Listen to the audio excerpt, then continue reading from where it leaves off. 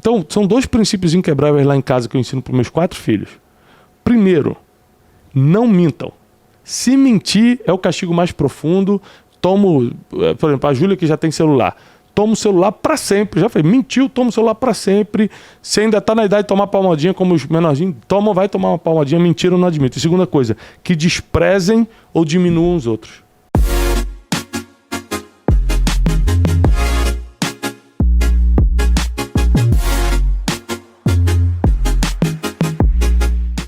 Bem-vindos a mais um Brunecast. Nós estamos na sequência do livro de Provérbios. Hoje é o capítulo 14. Agora me diz uma coisa, Cleito, você que é um homem inteligente, tá? 7 mais 8 é 14 ou 14? 15. Vou matar a piada. Já caí nessa. Essa tu já caiu. Você já me pegou nessa, foi por isso. Se fosse o Wesley, caía de novo. Dei mole, podia ter feito. Vamos gravar de novo, aí você pergunta pra ele cai. Sejam bem-vindos, nós estamos muito felizes de dar sequência aqui. Nós estamos na versão King James da Bíblia, tá? Provérbios 14, e nós vamos aqui direto na veia com conhecimento e sabedoria. Provérbios 14, 1 já começa com um super versículo que diz o seguinte: a mulher sábia edifica a sua casa, mas a louca com as próprias mãos a destrói. Outra versão diz, mas com as próprias mãos a insensata destrói o seu lar. Ou seja, cabe à mulher a sabedoria para proteger a casa. Quantos casamentos já teriam acabado se a mulher não tivesse sabedoria para conversar, para rever, para perdoar, para colocar as coisas em ordem, para chamar atenção, sabe? A mulher tem a tendência à sabedoria. O homem parece que tem que buscar muito para conseguir. A mulher louca, é o que a Bíblia diz, aquela que não buscou a sabedoria, aquela que não usou a própria tendência natural da mulher de ter sabedoria, ela acaba destruindo a sua casa. Ou seja, se tem uma coisa que a mulher precisa, porque depende muito dela, essa blindagem da casa continuar unida, é a sabedoria para a mulher. Tá? Apesar da provisão vir do marido, né, biblicamente falando, hoje em dia, graças a Deus, as mulheres também estão trabalhando, trazendo provisão para casa, isso é uma maravilha, assim a família cresce junto. Mas biblicamente, historicamente falando, o homem, ele traz a provisão, mas a mulher traz a sabedoria, traz essa proteção de conhecimento para o lar, sabe? Versículo 2, a pessoa que caminha na retidão teme ao Senhor, mas o que anda por atalhos sinuosos, esse não leva a Deus a sério. Caramba. Olha só, quem anda reto na vida já mostra que teme ao Senhor. Quem anda por atalhos sinuosos, que é ficar dando em curva, né? Que eles já estavam por aqui é mais rápido, por aqui eu ganho mais, por aqui e tal. Não leva Deus a sério. Gente. E se você perguntar pra pessoa, todo mundo vai falar, não, eu levo Deus a sério. Não, mas a Bíblia está falando que se você anda... Só se anda reto você leva Deus a sério. Né? Ou seja, o que não é para fazer, não faz, não é para mentir, não mente. Aí você prova que leva Deus a sério. 3. A conversa do perverso traz a vara para suas próprias costas. Isso aqui é um versículo muito profundo e as pessoas não percebem. Que na conversa do perverso, ele atrai o próprio castigo, pela própria conversa. Mas os lábios dos sábios os protegem. Então vamos lá, a conversa sai dos lábios, não é? Sim. Então está dizendo o seguinte, que a boca do perverso traz castigo e a boca do sábio traz proteção. Gente, é muito profundo isso que Salomão está ensinando, porque esse negócio de ficar jogando papo fora, ficar conversando coisa que não tem nada a ver, falando dos outros, você só está atraindo vara para suas próprias costas, ou seja, castigo, chibata. Então, assim, mas os lábios dos sábios os protegem. Então, os protegem? Onde é que está a sua proteção? Na sua própria boca. Naquilo que você fala, você ou se protege ou se castiga. 4. Não havendo bois, o celeiro fica vazio. Mas por intermédio da força bovina, vem a grande colheita. Tem uma outra versão que diz o seguinte, não havendo bois, o celeiro fica limpo. Eu gosto mais dessa versão, que fala o celeiro fica limpo. O que ele quer dizer com isso? Que se você não tiver o boi, você não vai ter o trabalho de ficar limpando o esterco, tudo que o boi suja. Mas se você quiser se dar ao trabalho de limpar a sujeira do boi, o boi vai te recompensar com a força que precisa para a colheita. Ou seja, está dizendo o seguinte, toda colheita tem um preço. Sim.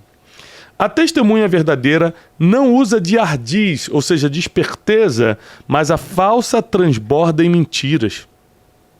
Provérbios fala muito sobre falsa testemunha, né? Como Deus condena isso. 6. O escarnecedor busca sabedoria e nada encontra. Entretanto, o conhecimento chega facilmente ao coração daquele que possui discernimento. Aqui a Bíblia está provando que a sabedoria ela só se deixa encontrar por quem merece.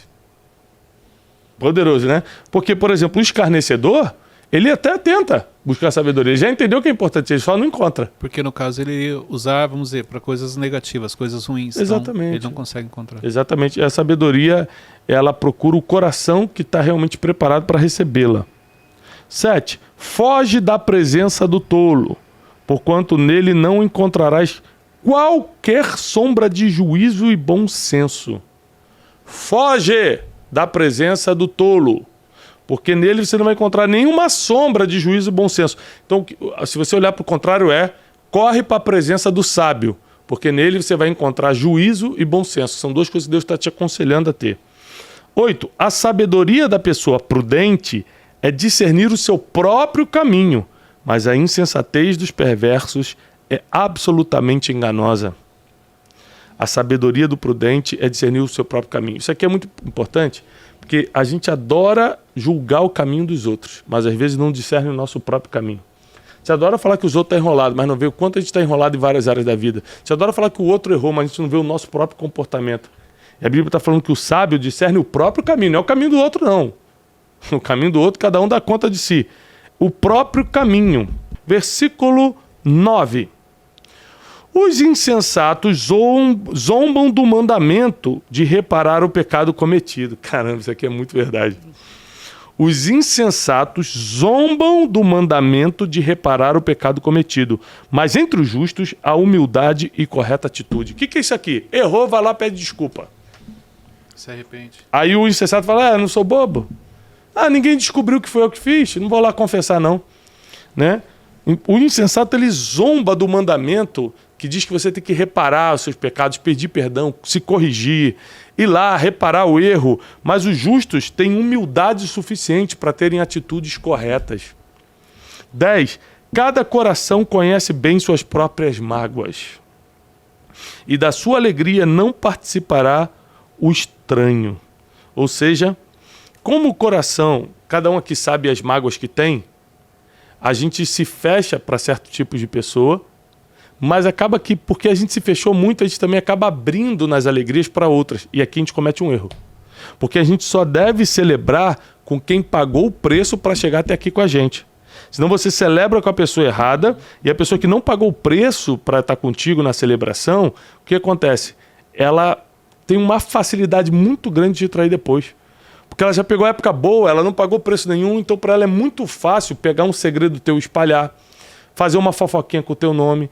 Um conselho que eu dou em cima desse versículo é: não feche teu coração para todo mundo, mas as mágoas, elas são um bom indicador de quem você pode e quem não pode se relacionar, mas também não celebre com todo mundo, porque o estranho, ou seja, aquele que não participou contigo do processo, não deveria estar contigo na mesa da celebração também. 11. A casa dos ímpios será destruída, mas o tabernáculo dos justos florescerá. 12. Há caminhos que ao ser humano parecem ser as melhores opções da vida, mas ao final conduzem à morte. Esse aqui é o famoso jeitinho brasileiro. Não, eu vou tentar que isso aqui vai dar. Não, esse aqui parece ser muito bom. Por exemplo, toda vez, graças a Deus eu fui pouco enganado na vida, mas às vezes que eu fui, é porque eu tentei pegar um atalhozinho.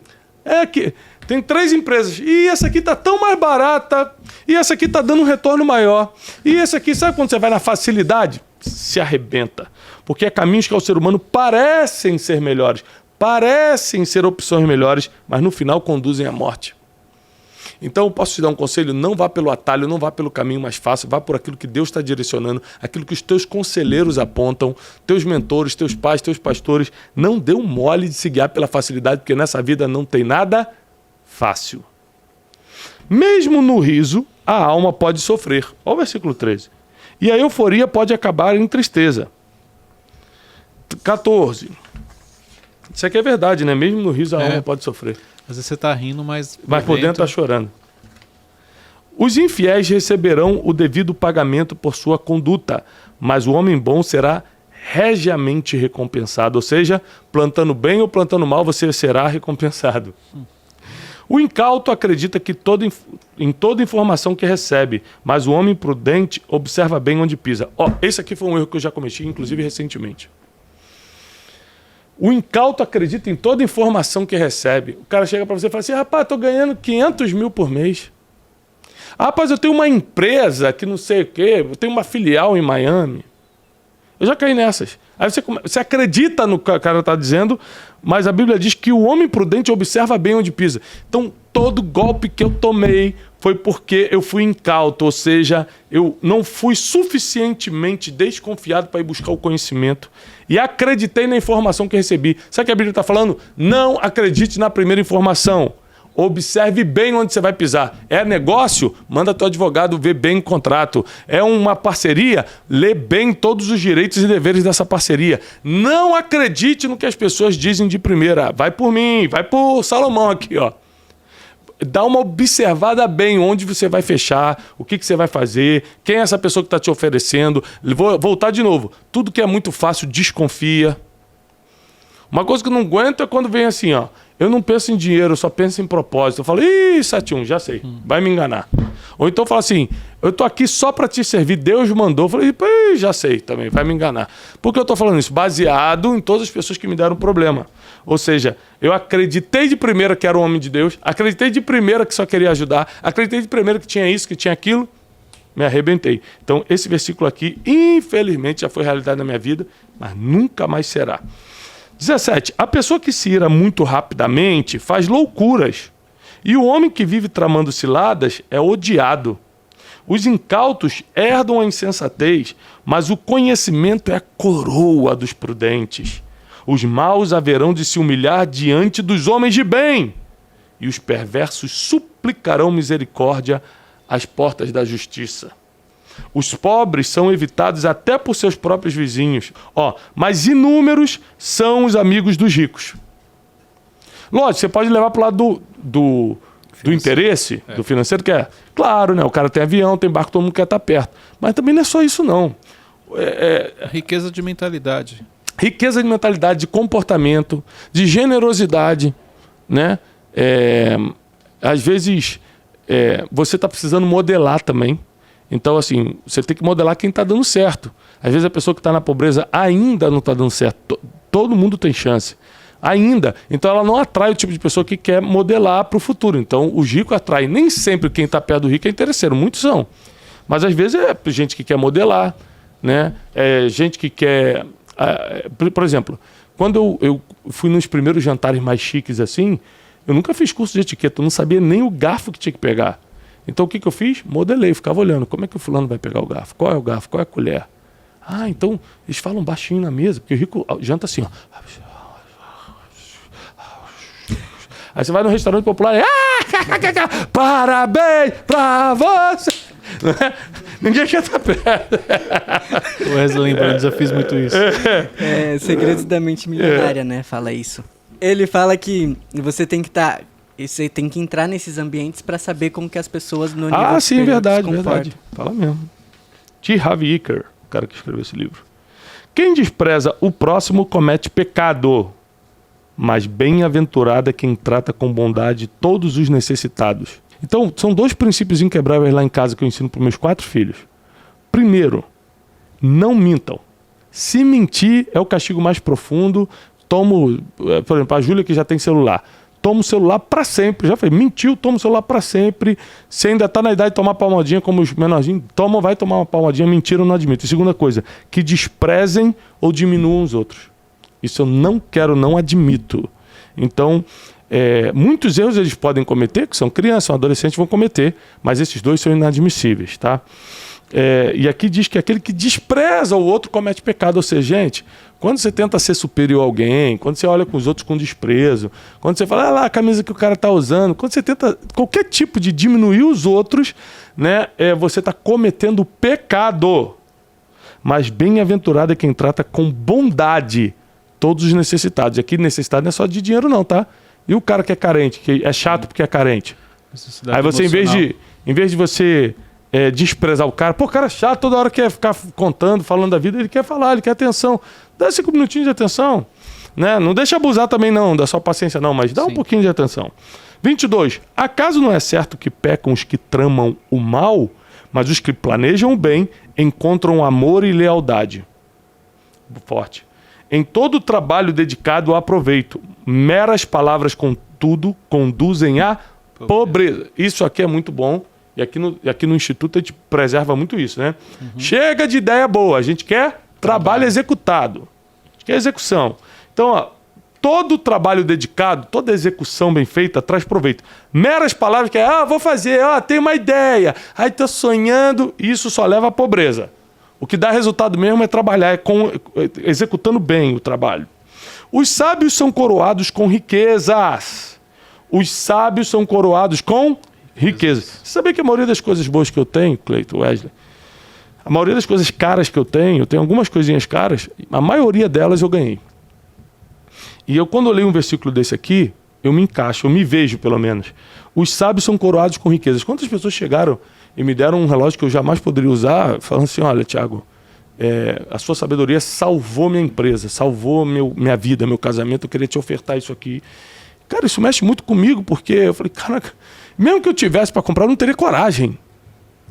Então, quando a Bíblia diz que o sábio, isso aqui é muito profundo para mim, que diz que os sábios são coroados, ou seja, algo que as pessoas vão ver. A coroa está na cabeça, todo mundo vê. Não é uma coisinha que ele te dá, tipo um dinheiro que ninguém vê, você bota no bolso. É algo que as pessoas veem.